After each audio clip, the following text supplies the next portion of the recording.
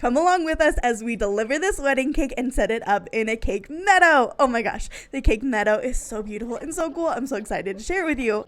Now, this cake delivery was in a backyard, which means we have to get a little creative with where we set up, but they dressed this backyard up so beautifully. You'll see it here in a second, but wow, it's gorgeous.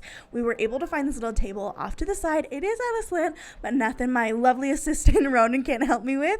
I did a little touch up on it, and then it was time to stack it. Something a little silly that I realized I accidentally did was I did the shell border on top of the cake before adding the tiered cake. Normally, you don't add that until the cake is placed, and then you add the borders. But for this one, last night, I guess I just was like, this is what we're gonna do. Thankfully, it was in a beautiful ring, and we were able to float the cake in perfectly, no issue. Just a fun added difficulty layer to this cake, apparently. Then I added another little border on top as our finishing touch. Now it's time to add our cake to the cake meadow. So this was my first cake meadow along with the florist, which was super fun. We got to figure this out together, and she did an incredible job. It was so gorgeous. But what we realized was the diameter of the open space between the floral foam wasn't quite big enough for the cake board to fit into.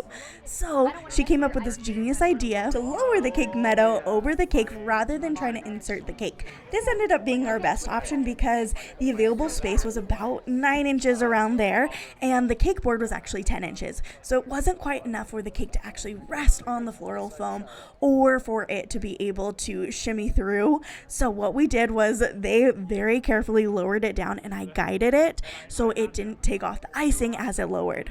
I like to think I was a cool cucumber, but inside my heart was racing. I was like, please, I don't want to take off all this icing that we just did. But thankfully, we were able to get it through, and all we had to do was a couple little touch-ups, which was easy with the piping bags I always bring, with the couplers and the piping tips I use. I always like to have these things on hand to ensure that no matter what happens, we have what we need to bring this cake to the best possible outcome we possibly can. We were a little bummed we couldn't quite see the bottom, but we still loved how this came together, and it was an absolute honor to be a small part of this sweet couple's special day and bring their cake dreams to life. Oh, it was such a blessing. I'm going to be putting all my Cake Meadow future tips and tricks for you in the caption below, so make sure you check that out. And if you have any cake delivery questions or anything, please let me know. I'm always happy to help and here to help you succeed. And until I see you in the next one, I love you so much. Please enjoy these pictures of the cake, and I'll see you in the next one. Love you so much. Bye-bye.